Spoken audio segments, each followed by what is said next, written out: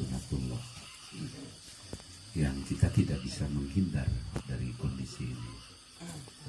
Pertama, Allah menciptakan siang dan malam. Ini adalah metodologi Allah, dalam tanda petik metodologi yang bila kaifin wala nuqsan,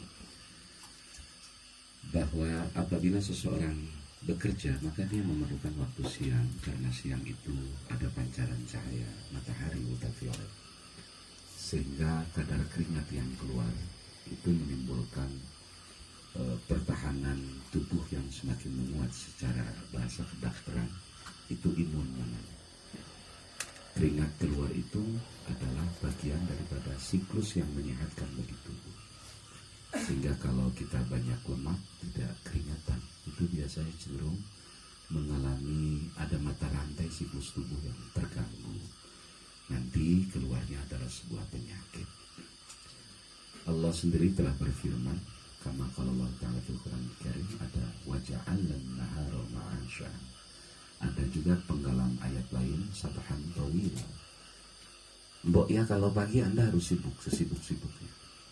Kalau siang Anda harus bekerja sekuat-kuat tenaga. Bahkan ba'da Jumat dianjurkan, diperintahkan Allah untuk bekerja, untuk mencari sesuatu yang kita peroleh dengan keringat, ma'ayish pada siang hari. Karena nikmat kasbiyah itu perlu upaya qudrah hadisah. Beda dengan nikmat wahbiyah. Nikmat wahbiyah, saya ini lahir kalau boleh milih inginnya jadi bangsa Arab. Kenapa ingin jadi bangsa Arab? Pertama, jadi kiai Arab itu gak sulit menjelaskan sesuatu dari kitab Arab dengan berbahasa Arab. Coba bayangkan kiai-kiai di kita seperti Sabilun Najah. Sudah teksnya bahasa Arab, harus diterjemahkan ke bahasa yang bisa dimengerti oleh masyarakat yang tidak menggunakan bahasa Arab, tetapi harus sesuai dengan kaidah-kaidah Arabiyah. Betapa sulit. Kalau saya boleh memilih, saya ingin lahir jadi anak Habib Rizik, supaya nggak pesek kayak begini. Gitu loh. Tapi kan kita nggak bisa milih. Kita ini lahir dari perut siapapun, kita nggak bisa milih. Badan kita tinggi, pendek, besar, tampan, cantik. Itu semua wahbiyah. Beda dengan nikmat kasbiyah. Anda mau kaya, ya Anda mesti kerja keras. Anda mau berilmu, ya Anda harus mencari ilmu. Itu namanya nikmat kasbiyah. Ada secara talazum akli, memang ini termasuk fa'lul mukhtarnya Allah. Secara hakikoh, memang semua orang kerja pun digerakkan oleh Allah. Tetapi Allah memberi kemampuan kita untuk melakukan upaya-upaya penjemputan itu. Pinter, kaya, mesti ada upaya kita. Nggak bisa kita pinter wiridan gitu loh. Pengen kaya, baca Muntarijah 100.000, kerja enggak, dagang enggak. Ya itu bukan wilayah. Bukan wilayahnya gitu. Antara wiridan dengan kerja keras, dua-duanya adalah ibadah. Ini yang mesti kita pahami. Yang berikutnya ingin saya sampaikan, siang ini adalah pergumulan kerja keras kita. Bahkan Abu Hamid Muhammad bin Muhammad Al-Ghazali rahimahullah ta'ala mengatakan, orang yang terbaik adalah orang yang pada siang hari dia bekerja keras, pada malam hari dia merimpih di hadapan Rabb-nya, di hadapan Tuhan. Satu itu. Yang kedua, saya mencoba memahami dalam konteks mughamarah ilmiah, kenapa Allah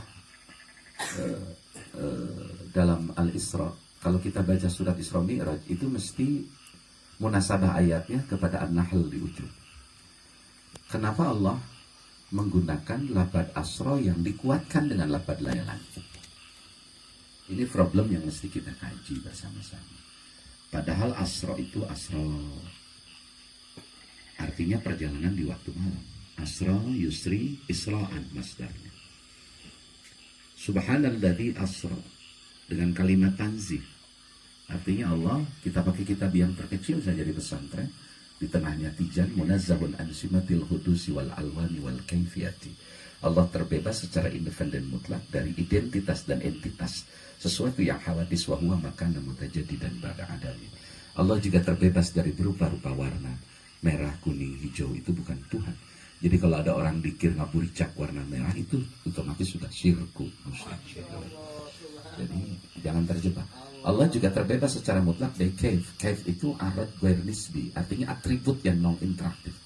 Baik dia maksusat, nanti maksusat terbagi lagi menjadi dua.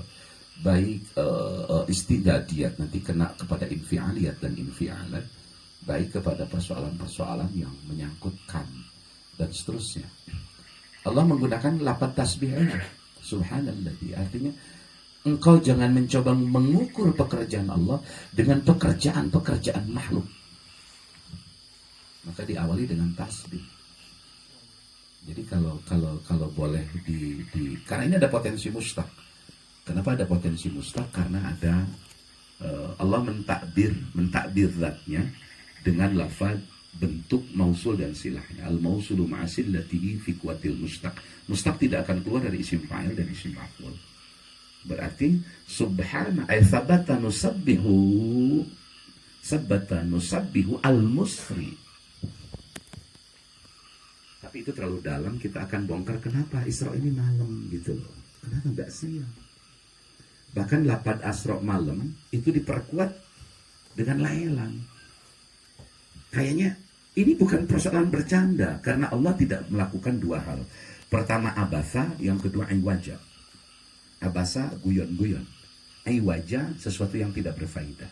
Tidak mungkin ada kalam Tuhan, firman Tuhan yang tidak memiliki faidah dan nuktah, sehingga ketika kita menemukan ayat seolah-olah ini harful zaidah, ketika firman Tuhan itu tidak bermakna zaidah. Laisa kamitslihi syai'un. Itu bukan kafnya, bukan kaf zaidah. Karena menyangkut keabsolutan Tuhan. Nah, saya ingin mengajak kita semua kontemplasi pada malam hari ini. Nanti boleh nanya ya. Nanti boleh nanya, boleh diskusi. Ya mudah-mudahan bisa 3 bulan sekali saya ikut sholawatan.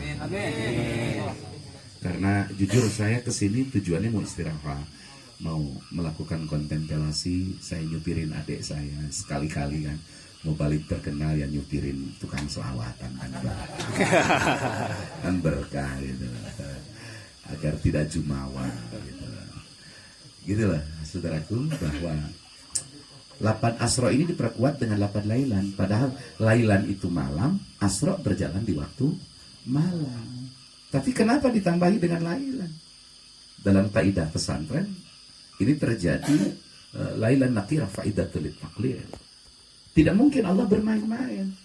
Beda dengan pernyataan tulisan atau pernyataan Menkumham Yasonalawi.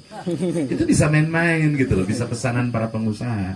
Beda dengan pernyataan yang di Pertuan Agung Mas Jokowi misalkan gitu loh. Ini dia bisa salah pernyataannya gitu. Tuhan tidak mungkin salah. Pertama itu, Tuhan tidak mungkin salah. Karena Tuhan wilayah absolut mutlak yang tidak mungkin dimasuki wilayah-wilayah salah. Nah, kita coba bedah kenapa Asra sudah malam kemudian ditambahi dengan lafaz lailan. Nanti ke depannya, kenapa Allah juga tidak menggunakan lafaz bi rasulihi, bi nabiyyihi, bi Muhammadin, tapi dengan bi abdihi. Ini takbir apa? Ini statusnya jadi maf'ul. Yang nanti memuta'adikan, sekalipun asal fiilnya itu dari fiil lazim alladzi asra, itu lazim dan itu jumlah fi'liyah. Tapi kemudian tidak bermakna makna fil fa'il dalam kondisi karena ada ba yang memuta'adikan karena ba-nya ba tadi.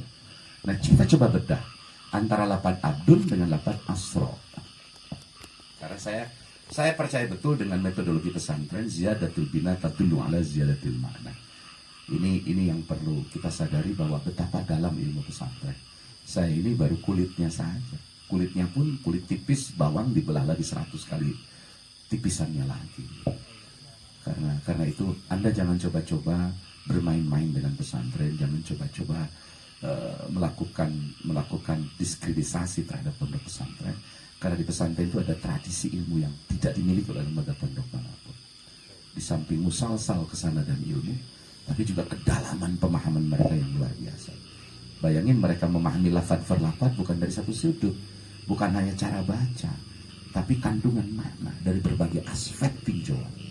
Ini yang kelebihan pondok pesantren.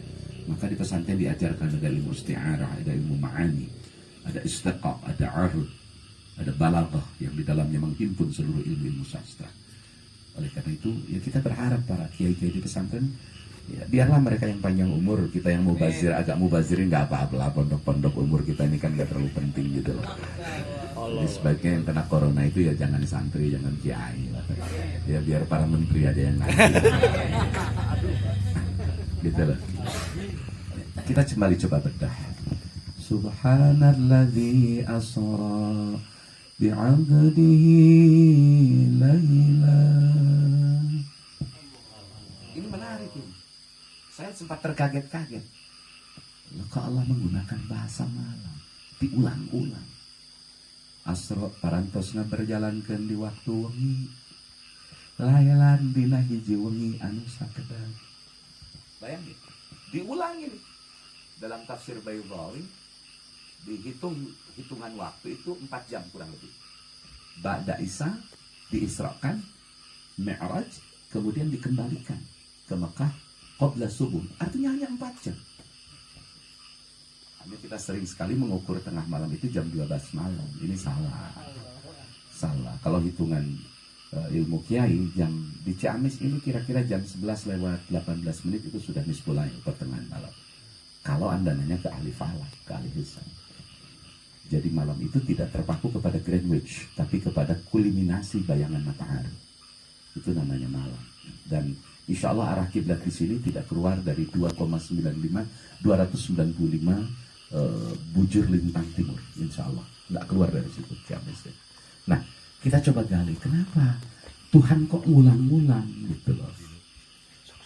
Ayat Asra di mana malam, perjalanan malam, ada lailan di waktu malam. Kan tidak mungkin Tuhan main-main gitu loh. Yang suka main-main tuh ya Gus Dur, guyonan gitu lah. Gusmus, itu kan tukang guyonan gitu. Dan itu bukan Tuhan sama sekali. Sekalipun dalam sekali waktu mereka sering dianggap seperti dipertuhankan. Gitu loh. Ada kultus, ada ta'asub yang berbahaya. Nah ini perlu kita urai dalam metodologi ilmu balaghah. Dari metodologi ilmu nahu itu hanya kulit luar. Anda baca Zaidun, Zaidan, Zaidin itu ilmu nahu. Anda mengetahui bentuk fi'il, bentuk segat, itu Anda baru masuk pada wilayah ilmu sorof.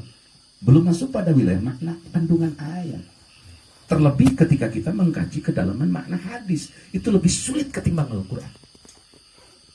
Makanya diharamkan dalam ilmu tauhid termasuk biduahil ayat, berpegang kepada kerangka luar daripada 88 ayat atau ayat Quran. Kita kembali, Rasulullah di Isra Mi'rajkan. Sekali lagi, di Isra Mi'rajkan. Di apa? Sanes Isra Mi'raj. Wong tadi kok. Posisinya maf'ul kok. Sekalipun asal pokoknya fi'il lazim, asra. Diberangkatkan bukan berangkat. Wong nggak pernah kok Rasul berhayal, aku kepengen ke langit, nggak pernah Rasul. Rasul itu polos, umiyun. Umiyun itu artinya orisinil, nature. Nature. Umiyun itu bukan bodoh, tapi nature, original, asli. Jadi nggak pernah Rasul berhayal. Ngopen di langit gitu loh, Rasul naik ke langit, kepengen, aku pengen ke langit. Nggak pernah Rasul minta naik ke langit. Loh kalau ada Rasul punya keinginan yang luar perintah Tuhan, itu bukan Rasul. Itu Said Baba namanya di India. David Copperfield. Karena kita yakin, wa ma yantiqu anil hawa in huwa illa wahyun lumoso. Kontraproduktif dengan ayat itu nanti. Nah, Rasul itu di Isra Mi'raj kan.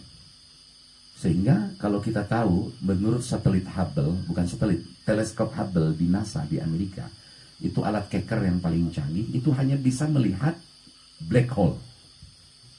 Black hole itu lingkaran hitam. Kalau kakak saya di Kerawang, Bapak Obay mengajarkan, black hole itu syai'ud qadulumati wala syai'amah. Tapi masih di bawah langit posisinya. Masih di bawah lingkungan Qurratul Aflaq. Nanti di atas Qurratul Aflaq ada Falakul A'dham. Posisi Falakul A'dham tetap di bawah mustawa, di bawah Sidratul Muntaha, di bawah Arash. Dan Rasul sampai ke Arash. Coba lihat di dalam Madarijus Su'ud. Nah, ini problem. Kenapa malam diulang-ulang? Pertama, bahwa pada usia 51 lebih 8 bulan lebih 13 hari, Rasulullah itu usia 51 lebih 8 bulan lebih 13 hari. Pas 27 Rajab di Mi'rajkan, di Isra Mi'rajkan oleh Allah pada malam hari dengan kecepatan ultra rasional. Ultra rasional. Sudah di luar jangkauan cara mekanisme kerja makhluk. Cahaya itu makhluk, kecepatan cahaya per detik 300.000 km. Jadi kalau cahaya, ukuran cahaya sampai ke langit pertama atau black hole itu 55 juta tahun. Makanya dikuatkan oleh lapad lailan. Sudah diberangkatkannya waktu malam, tidak ada perencanaan, tidak ada keinginan beliau, tidak ada needs beliau, tidak ada wants Rasul, tidak ada keinginan Rasul. Kecepatannya pun luar biasa, lailan. Sangat singkat sekali. Sangat singkat sekali. Dalam tafsir Baydawi diperkirakan 4 jam kurang lebih. Sudah dikembalikan lagi. Nah, kita harus mengambil faidah ini. Saya terkenang dengan ucapan Jalaluddin Ar-Rumi. Kata Rumi, berikan aku tangga maka aku akan naik. Nah, memang kapungkur ngalukotan tangga tetar aja. Sukan tetar aja we, tina awi, tina besi. Ternyata Rumi tidak memaksudkan taraje.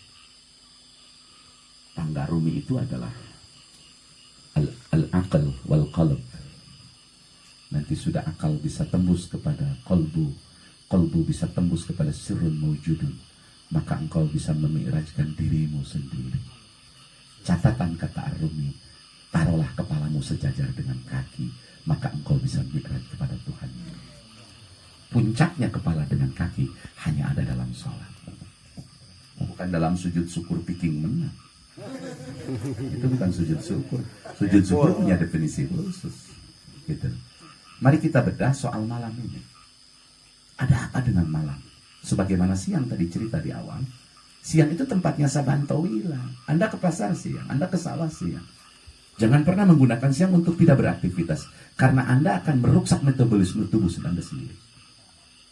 Tuhan sudah menciptakan tradisi-tradisi di dalam kebiasaan yang ada melekat pada habit daily di hadapan sebuah makhluk, bahwa dia siang sampai pagi siang itu mesti kerja keras, mesti berkeringat. Makanya paribasa mending ladang kesang sorangan, pakai sangan. Itulah rezeki yang paling halal. Beda dengan malam. Kalau ruhanimu ingin naik, bekerjalah di malam hari. Karena malam adalah sarana Anda untuk menaikkan derajat ahwal maqamat ruhani. Tidak akan naik derajat ruhanimu kalau engkau tidak bergumul dan bergaul dengan sepinya malam dan pekatnya malam. Karena dalam kegelapan malam engkau akan menemukan cahaya ketika rohanimu sudah menyala. Allah. Jadi rahasianya adalah malam. Maka Sunan Bonang dalam syairnya, kaping pindo salat bengi lakonono, nuka dua salat wengi lakonono, dilakonan. Jadi perjalanan rohani itu perjalanan malam. Nggak ada perjalanan rohani di siang hari. Mang nuju naon enjing teu keluar di kamar, nuju holwat lain holwat bebel kita mah kebluk ya. Ya holwat bukan. Karena melanggar tradisi pakem ulama dan tradisi Rasul. Holwat itu persamaannya tahanuf, holwat itu sama, pengertiannya sama. Tahanuf, holwat sama-sama artinya menyepikan diri di waktu malam. Tidak bercengkrama dengan makhluk, menggauli Allah dalam tanda petik, bergaul, mencari dan menemukan titik diri kita, man arafa nafsah arafa rabbahu, sehingga hanya Allah yang jalla jalaluh. Tapi jangan coba-coba masuk dulu kepada dzikir khusus. Hati-hati. Dzikir khusus itu seperti dzikir thariqah, baik Tijani, baik Qadiriyah, Naqsabandiyah, baik Sotaria, baik Syadiliyah, itu dzikir-dzikir khusus. Jangan coba-coba masuk pada wilayah dzikir khusus sebelum Anda mengerti tentang sifat-sifat Tuhan, lawazimil istighna wal iftiqar. Mesti ngerti dulu sifat 20 dengan ta'alluqnya. Mesti ngerti dulu mustahil di Allah, zaiz di Allah, baru Anda masuk wilayah zikir thariqah khusus. Itu sudah ijma. Ijma ulama aqaid. Sedangkan kharqul ijma haramun wa inkaruhu haramun. Ngaruksak ijma haram, meninggalkan beringkar terhadap ijma, Anda menjadi kufur. Contoh. Salat subuh dengan ayat 2 kaul. Kaul pertama, kunut dalam subuh itu sunat muakkad. Kaul kedua, tidak pakai kunut. Tiba-tiba ayat kaul mukatilu, cek aing mah subuh pakai kunutnya makruh. Atau teu make kunutnya makruh. Itu kaul ketiga, itu namanya meruksak ijma.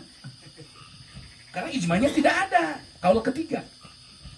Tuh pendapat katilungan 2 gitu loh. Kesepakatannya. Jadi jangan main-main. Wih, wangi. Maka saya memperoleh ajaran dari guru saya, terutama dari Galunggung, mursyid sadilia saya.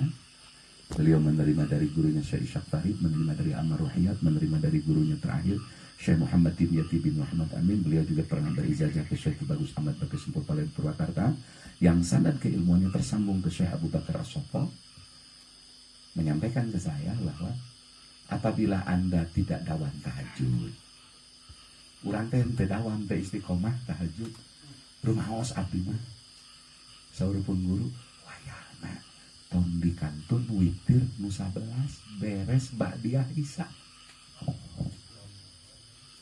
Ini termasuk pergolokan ruhani waktu malam. Tingkat sederhananya itu. Metode sederhananya. Beres ba'diyah isya, ima ba'diyah isya anu muakkad dan guer muakkad. Ba'diyah itu ada muakkad guer muakkad. 4 rakaat tidak mau 2 kali salam. Lakukan langsung. Witir 11 rakaat. 2 rakaat 1 kali salam, 2 rakaat 1 kali salam. Kemudian Anda baca Al-Baqarah di ujung. Lillahi ma fis samawati wa ma fil ard wa in tubdu ma fi anfusikum aw tukhfuhu yuhasibukum bihillah sampai ayat Rabbana la wala tuhammilna ma la taqata lana bih wa'fu 'anna waghfir lana warhamna anta maulana fansurna 'alal qaumil. Kemudian tidur. Nah, ketika kita tidur pas waktu tahajud tidak terbangun, kabobohan kapulesan, gugah-gugah terus badai subuh teh waktu tahajud sami sareng meunang ganjaran tahajud. Asal ulah diniatan, dah moal tahajud geus salat witir ieu. Itu salah satu toriko bergumul dan bergaul dengan waktu malam. Kiai, saya Ustadz sudah selesai witir. Jam 3:30, 4 saya bangun tahajud. Lebih baik. Yang penting tidak witir lagi. Yang tidak boleh witir 2 kali. Gitu loh. Itu salah satu cara kita bergaul dengan malam. Karena malam dipilih oleh Allah mengisra mi'rajkan Rasulullah SAW. Sehingga diulang oleh Allah dengan lafaz lailan nakirah faidah litaklif. Yang kedua, coba kita gali makna bi abdihi. Yang status tadi saya sampaikan maf'ul. Abdu dimutaadikan oleh ba' ta'diyah. Walaupun nanti awal asal di fiilnya fiil yang lazim. Setiap fiil awal asalnya lazim itu biasanya bermakna fa'il fil makna, tapi ini tidak bermakna fa'il. Artinya Rasul tidak menjadi oknum subjek. Dalam Islam tidak terjadi subjek, terjadi pelaku. Lainu hayang. Tapi menjadi objek yang diberangkatkan oleh Gusti Allah dengan kendaraan buraq, dengan supir Jibril. Saiknya Jibril. Jibril itu supir yang paling tangguh. Maka kalau Anda ingin belajar ngebut, bawa motor bagus, ya belajar ke Jibril. Itu saik gitu. Saiknya para rasul. Supirnya rasul. Terbukti bahwa buruk nggak nyasar sampai ke rancak. Itu kan terbukti. Gitu. Nah, kenapa menggunakan lapan abdihi tidak binabihi? Pertama, ternyata banyak manusia menyerupakan makhluk dengan Tuhan, dan banyak manusia menganggap makhluk yang istimewa dianggap anak Tuhan. Contoh ya ajarannya si kafir Luhut Binsar, Panjaitan. Kita doakan, saya kemarin di Abah Uci di hadapan 45.000 jemaah, kita doakan si kafir Luhut segera hancur, amin. Amin. Itu yang mengokupasi RRC melalui tangannya. Pak Jokowi itu orang baik sebenarnya, Pak. Saking baiknya dia nggak ngerti apa-apa. Kasihan saya ke Bismillah. Udah emaknya meninggal kemarin. Mudah-mudahan ada dalam pengampunan Allah. Ya, itu pun saya nggak tahu mak asli atau bukan. Wong saya bukan tetangganya. Itu aja repot. Ya, banyak orang menganggap bahwa orang istimewa itu anak Tuhan. Ujar dalam terminologi Yahudi. Kristen menganggap Isa al-Masih atau Yesus Kristus dianggap anak Tuhan. Dengan kecap di abdihi, Allah menyatakan Muhammad itu hambaku loh. Bukan siapa-siapaku loh, kecuali hambaku loh. Dia bukan temanku, bukan nidan, bukan syirka, bukan suraka, bukan wazirku, bukan menteriku, bukan panglimaku, bukan sahabatku, bukan temanku, karena aku tidak berteman. Aku nih kholik loh. Masa kholik harus punya teman? Maknya ayah pangeran boga babaturan. Kecuali pangeran di Ponorogo. Allah mengatakan, saklek Allah di sini secara tauhid, secara teologis bahwa Rasulullah itu hanya sebagai makhluk Allah, seistimewanya apapun Rasulullah adalah makhlukku, kata Allah. Maka kenapa Rasulullah disolawatan? Disolawatnya pandoa. Engkau manusia maksum, suci, tidak berdosa. Bahkan perbuatannya pun kalaupun berbuat salah, bukan salah tasri sebenarnya, pasti dihampuraku Allah mata qaddama min dzambi wa mata akhra wa yutimma ni'matahu alaihi. Kunaon make disolawatan, disolawatnya pandoa. Beresnya bentuk jamak dari solawat. Kunaon make disolawatan, ongkol jelema nu masum, jalmi masum. Bahkan Syekh Nawawi dalam kitabnya dalam Fathus Samad dugi ka nyarios palai salahu najasatun, bahkan tidak ada najis dalam diri Rasulullah. Kampangan nawe pernah. Walaupun ini riwayat masih tidak banyak orang tidak tahu. Keringatnya saja jadi parfum, kampangannya jadi landong karena tidak ada najis. Wangi luar biasa. Rasul. Tapi kenapa pakai ayat Allahumma sholli wa sallim wa barik ala Sayyidina Muhammad wa ala ali Sayyidina Muhammad. Kunaon pakai di sholawat?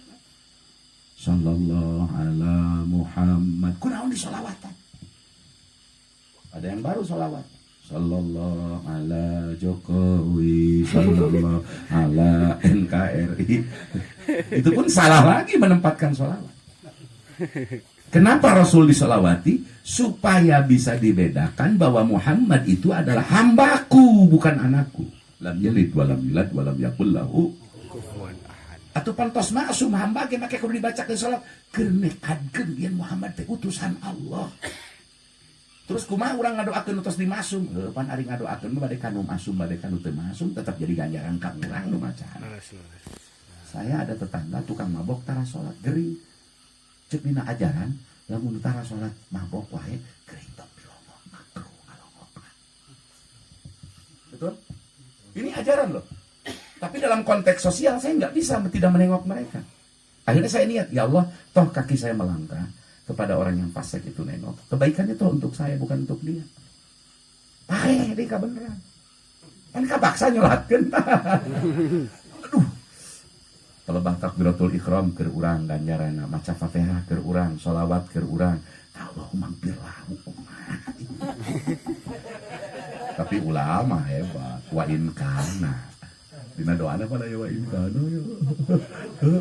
Gusti lamun nya bukti ya jalung kita ahli saya atuh tabi-tabi ka saya anak geuning kitu. Jadi ya, diulang bahwa kenapa dengan bi'abdihi, pertama beliau nabi adalah utusan Allah, hamba Allah. Yang kedua menunjukkan bahwa dengan lafaz bi'abdihi beliau adalah orang yang paling taat dalam perintah-perintah Gusti Allah. Yang ketiga ternyata subhanallah Abdullah abdihi yakni Abdullah digentos kudomir Abdullah para batasadayana gelar tu bagus Raden Mas Bentoro Kangjeng Tumanggung Haryo Sudiro teh botol sosro awom agan juragan profesor presiden menteri katua semua nggak dilirik oleh Allah. Yang paling mahal, yang paling mulia di hadapan Allah, gelar terbaik adalah Abdullah. Hanya problemnya pengakuan. Kalau pengakuan Allah, pengakuan di mana rahmat ya. Tanda petik di bahasa pengakuan. Kalau status Abdullah disematkan berupa rahmat dari Allah, maksud disematkan oleh Allah kepada makhluk, itu statusnya jelas diakui. Yang tidak jelas ini kita. Ya Allah, aku sebagai hamba Gusti, cek malaikat rahasia menang sertifikasi. Ya tak? Kalau Rasul sudah jelas dapat sertifikasi sebagai Abdullah, Ibrahim Khalilullah, Isa Ruhullah, Musa Kalimullah. Kita ini nggak jelas. Kita ini makhluk orang-orang nggak jelas sebenarnya. Nggak jelas sebenarnya. Kalau tidak menyandarkan kepada yang sudah jelas, lapur. Maka perlu pandainya memilih, membedakan mana mudhof dan mudhof ilaih agar tidak salah menyandar. Ini penting. Gitu. Ai Kangjeng Nabi matos diangkan ku Allah ka hambaan-Na ngabadega nak jadi badega Allah. Ai urang mah mengangkan Gusti, abdi teh hamba Gusti nu hoyong pangampura. Boro-boro ngomong pangampura, hambaan we teh pengakuan ente diaku teh. Ini kan masih menimbulkan pertanyaan ya. Betul ya? Nah, diperjelas oleh ayat minal masjidil harami ilal masjidil aqsal ladzi barakna haulah. Ah, ini penjelasan. Upami hoyong diangken Abdullah wayana nyontok kena minal masjidil haram majrur bidayah. Nyontok kena ilal masjidil aqsa majrur nihayah. Start finish seperti angnana sok ngabuka jalur. Mana angnana? Nah, seperti ang buka jalur pasti ada start ada finish ya. Iya. Nggak mungkin ada start tanpa finish. Nggak mungkin finish tanpa start. Geblek apa? Makhluk ini semua pasti ada permulaan, pasti ada perakhiran. Pak upami naros ke naon pangheulana endog jeung hayang. Salah. Yang lebih dulu endog jeung hayam, tidak adanya endog jeung hayam. Tapi kalau menanyakan lebih dulu mana perkembangan endog jeung hayam, tinggalin nisbat. Endog nisbat kena anak, hayam nisbat kena indung. Di mana-mana indung lebih tinggal labatan anak. Kalau menanyakan perkembangan, ini sudah bicara perkembangan. Proses perkembangan yang lebih dulu pasti ayam dulu baru telur. Karena ayam menunjukkan kepada bakal induk. Telur menunjukkan ke bakal anak. Anak di mana-mana handapun indung. Handapun kolot. Tapi kalau menanyakan mana yang lebih dulu adanya endog jeung hayam, ini bicara hakikat. Kalau bicara hakikat, semua makhluk diawali oleh tidak adanya wahwa makana mutajadidan ba'da adamin. Engke Adam eueuh teh dibagi deui aya Adam sabiqus sabiq, Adam sabiq aya Adam lahir. Ini perlu ngaji umul barohid. Perlu ngaji tijan. Mudah-mudahan kapayun orang biasa diskusi bedah tauhid. Amin. Ya, saya ikut adik saya aja. Wong saya ini gimana diperintah beliau. Biar umur lebih tua, biar masyhur nama sebagai mubalik yang PDAM lah saya. PDAM. Saya ini kan jenis kiai PDAM. Kalau beliau kan sudah mata air. Sabilun Najat sudah mata air, disuksut di teang air mata air. Ada heran murni. Saya dari para wali Thariqatul Aulia itu sudah tingkatan air hujan. Pemilihan jalmi kan ngarahmat teh. Abdi mah PDAE ngocor teh lamun dibayar. Rekening bayar rekening. Kan. Maka kalau saya nggak nurut sama yang mata-mata air begini bahaya saya. Bahaya saya. Saya sering ngomong sesama mubalik, Anda berhenti sorogan, tidak punya murabi, Anda celaka. Jangan main-main bahaya di panggung, dielu-elukan, wah, dikoprokan, takbir. Perasaan sudah menjadi malaikat di langit. Padahal di langit bau. Daeta amplok wae. Kemarin saya diskusi dengan 30 habaib, dengan ratusan kiai tasawuf di Banten. Nah, cina mau balik, nah saya jadi wali kunaon, bah, hesena. Atau dia mencina mikiran amplop bae. Sarwa cerita jeung kori, aya kori internasional. Mana ge hese jadi wali, mikiran napas we. Jadi subhanallah. Mamang di sini lebih beruntung, adik saya Ang lebih beruntung, lebih dibentengi oleh Allah, tidak menjadi PDAM tapi menjadi mata air. Mudah-mudahan terus mengalir seperti mata air. Amin ya Rabbal. Ulah jadi PDAM lah gitu. Saya sering melarang para kiai yang punya pesantren jangan jadi mubalik seperti saya. Pertama, Anda sudah jadi mata air, nggak perlu jadi PDAM. Yang kedua, saya banyak saing. Kacau. Bapak saya kan bisa kegeser gitu. Ini kan bahaya juga menyangkut pasar gitu. Karena orang sering bentrok karena beda pendapatan, bukan beda pendapat. Betul. Itu problemnya ya. Ya wis, kita lanjut. Minal Masjidil Haram kemarin untuk membuka jalur saya doakan mudah-mudahan Allah ganti. Amin. Saya tahu Anda sudah berkorban banyak, tapi tujuan Anda mulia. Tujuan Anda sangat mulia dan Allah tidak tuli, Allah tidak tidur, Allah tidak merem. Percayalah Allah pasti ganti Anda sepanjang Anda ikhlas gitu. Walaupun ikhlas kadar ta'ud gitu lah ya, TK ya. Karena nggak bisa samakan ikhlasnya Kang Asep Yamin dengan saya, nggak bisa dijelaskan. Beda-beda kelas gitu loh. Nah, beda-beda kalau beliau ikhlasnya tanpa karena ada sesuatu, kalau saya ikhlas itu kalau ada sesuatu gitu. Kan beda-beda kelas gitu. Jelma teh bisa dipaksakan kabeh kudu sarua. Sewaktu-waktu antum ngambek pakai bahasa anjing, teu naon pakai anjing. Anjir teh. Teu bisa antum keur ngambek. Aduh, mana itu gitu teh. Itu tidak lepas emosi Anda. Kelas Anda sewaktu-waktu kudu ngomong anjir teh, silakan. Karena kemampuan Anda terbatas, nggak bisa sama dengan para wali. Nggak bisa, nggak ulah-ulah sok waliun kade. Kalau ngomong anjir mah anjir ya. Dibolehkan kepada sesuatu yang zalim, Anda dibolehkan ngomong begitu. Oh, Abu Lahab saja dibantai. Itu bisa disaruakeun iman jelema. Upami mamang teu kenging gitu. Ya urang-urang mah ya biasa-biasa saja. Ya.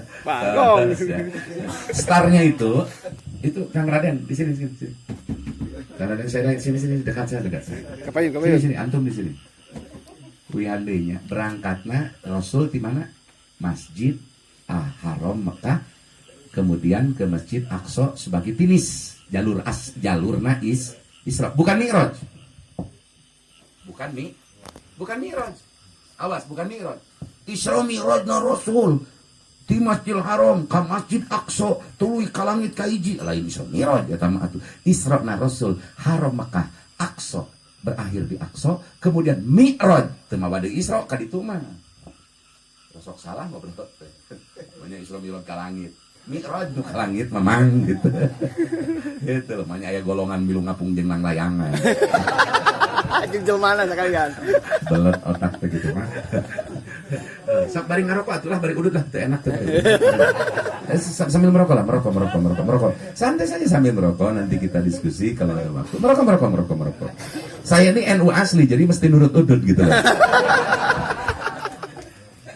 Mesti merokok. Abah Uci kemarin ngomong di Banten, ya orang-orang NU itu sekarang sedang sering bikin lapak. Kalau